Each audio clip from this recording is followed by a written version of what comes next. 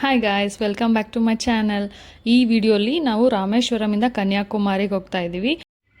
So ನಮ್ಮ Rameswaram sightseeing blog ನಾವು already ಹಾಕಿದ್ದೀವಿ. ಯಾರಾದರೂ ನೋಡಿಲ್ಲ ಅಂದರೆ ಡಿಸ್ಕ್ರಿಪ್ಷನಲ್ಲಿ ಲಿಂಕ್ ಕೊಟ್ಟಿರ್ತೀವಿ, ಪ್ಲೀಸ್ ಚೆಕ್ ಮಾಡಿ. Final reach to Kanyakumari. ಎಷ್ಟು ಬಿಸಿಲಿದೆ ಅಂದರೆ ಮಾರ್ನಿಂಗ್ ಸನ್ರೈಸ್ ನೋಡ್ಬೇಕಾದ್ರೆ ತಲೆಗೆ ಸ್ನಾನ ಮಾಡ್ತಂದ್ರೆ 5 ನಿಮಿಷದಲ್ಲಿ ಒಣಗೋಗ್ಬಿಡ್ತದೆ, ಗ್ಯಾರಂಟಿ ನಾನೇ ಕೊಡ್ತೀನಿ.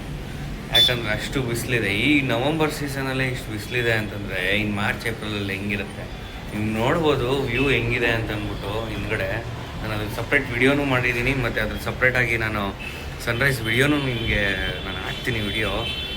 ಸೊ ನಿಮಗೆಲ್ಲ ಆಲ್ರೆಡಿ ಗೊತ್ತು, ಕನ್ಯಾಕುಮಾರಿ ಅಂದಮೇಲೆ ಸನ್ರೈಸ್ನ ಮಿಸ್ ಮಾಡ್ಕೊಳ್ಳೋಂಗೆ ಇಲ್ಲ. ಸೊ ನಾವೆಲ್ಲ ಪ್ರೀ ಪ್ಲ್ಯಾನ್ ಮಾಡಿಕೊಂಡು ಅಲಾರಾಮ್ ಇಟ್ಕೊಂಡು ಬೆಳಗ್ಗೆನೇ ಸನ್ರೈಸ್ ನೋಡೋಣ ಅಂತ ಬಂದಿದ್ದೀವಿ. ಸನ್ರೈಸ್ ಆಗ್ತಾ ಇದೆ, ವ್ಯೂ ಮಾತ್ರ ಸಕ್ಕತ್ತಾಗಿದೆ. ಸ್ಕೈಯಲ್ಲಿ ಎಷ್ಟು ಕಲರ್ಸ್ ಕಾಣಿಸ್ತಾ ಇದೆ, ನಿಮ್ಗೆ ವಿಡಿಯೋಲ್ಲಿ ನಂಗೆ ಗೊತ್ತಿಲ್ಲ, ಬಟ್ ಇನ್ ರಿಯಲಾಗಿ ತುಂಬಾ ಬ್ಯೂಟಿಫುಲ್ ಆಗಿತ್ತು. ನೀವು ಇಲ್ಲಿ ನೋಡ್ಬೋದು, ಅಲ್ಲಿ ಇದು ಕಾಣಿಸ್ತಾ ಇದೆ, ಒಂದು ಸ್ಟ್ಯಾಚು ಕಾಣಿಸ್ತಾ ಇದೆ. ಅದಕ್ಕೆ ನಾವು ಹೋಗಬೇಕು ಅಂದರೆ ಇಲ್ಲಿಂದ ಬೋಟ್ ಇರುತ್ತೆ, ಆ ಬೋಟ್ ಸಪ್ರೇಟಾಗಿ ಅಲ್ಲಿ ಹೋಗ್ತಾ ಇದೆಯಲ್ಲ ಒಂದು ಬೋಟು, ಅದನ್ನು ನಾವು ಆ ಬೋಟು ಅಲ್ಲಿ ಹೋಗಿ ನಿಲ್ಲಿಸತ್ತೆ. ನಾವು ಅದನ್ನು ನೋಡಿಕೊಂಡು ತಿರ್ಗಾ ಅದೇ ಬೋಟಲ್ಲಿ ರಿಟರ್ನ್ ಆಗಬೇಕು. ಈ ಸಮುದ್ರ ಮಧ್ಯದಲ್ಲಿದೆ ಇದು. ಸೊ ಇವಾಗ ಇದನ್ನೇನು ನೋಡ್ತಾ ಇದ್ದೀರಾ ನೀವು, ಇದು ಬಂದು main entrance of the temple. ಇದು ಈ ಕಡೆ ಎಂಟ್ರೆನ್ಸಿಂದ ನೋಡ್ತು ಅಂದರೆ ಇಲ್ಲಿಂದನೇ ಬೀಚ್ ಕಾಣಿಸುತ್ತೆ, ಮತ್ತು ಅಲ್ಲಿ ಸ್ಟ್ಯಾಚ್ಯೂನೂ ಕಾಣಿಸುತ್ತೆ ನಿಮಗೆ. ಬಟ್ ವ್ಯೂ ಮಾತ್ರ ತುಂಬ ಚೆನ್ನಾಗಿತ್ತು, ನೋಡ್ಬೋದು ನೀವು. ಸಕ್ಕತ್ತಾಗಿದೆ ಇಲ್ಲಿ ವ್ಯೂ. ನೀವು ಅಲ್ಲಿ ಬೋಟಿಂಗ್ ಹೋಗಬೇಕು ಅಂದರೆ ಪರ್ ಹೆಡ್ಗೆ ಬಂದು 300 ರೂಪೀಸ್ ಚಾರ್ಜ್ ಮಾಡ್ತಾರೆ, ಮತ್ತು 100 ರೂಪೀಸ್ ಚಾರ್ಜ್ ಮಾಡ್ತಾರೆ. ಬಟ್ ನಾವು 300 ರೂಪೀಸ್ ಟಿಕೆಟ್ ತೊಗೊಂಡು ನಾವು ಹೋದ್ವಿ.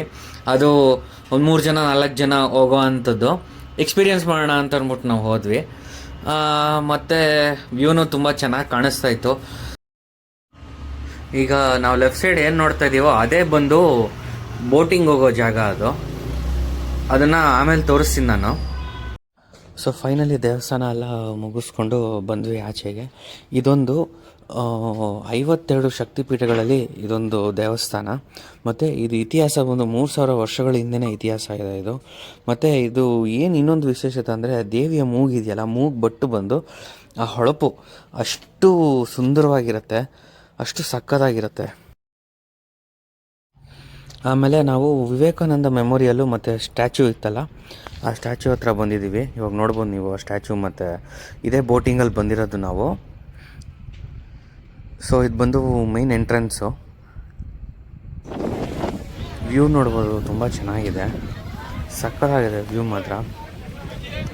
ನೀರು ಮಾತ್ರ ಚೆನ್ನಾಗಿ ಕ್ಯಾರಿ ಮಾಡಬೇಕು, ಇಲ್ಲಾಂದರೆ ಸಿಕ್ಕಾಪಟ್ಟೆ ದಾಹ ಆಗುತ್ತೆ. ಅಲ್ಲೂ ವಾಟರ್ ಫೆಸಿಲಿಟೀಸ್ ಎಲ್ಲ ಇದೆ. ಇದು ದೇವಸ್ಥಾನ, ಕನ್ಯಾಕುಮಾರಿ ಅಮ್ಮನವರು ಅಲ್ಲಿ ಪಾದ ಇಟ್ಟಿರೋ ಜಾಗ, ಅದು ತುಂಬ ಚೆನ್ನಾಗಿದೆ.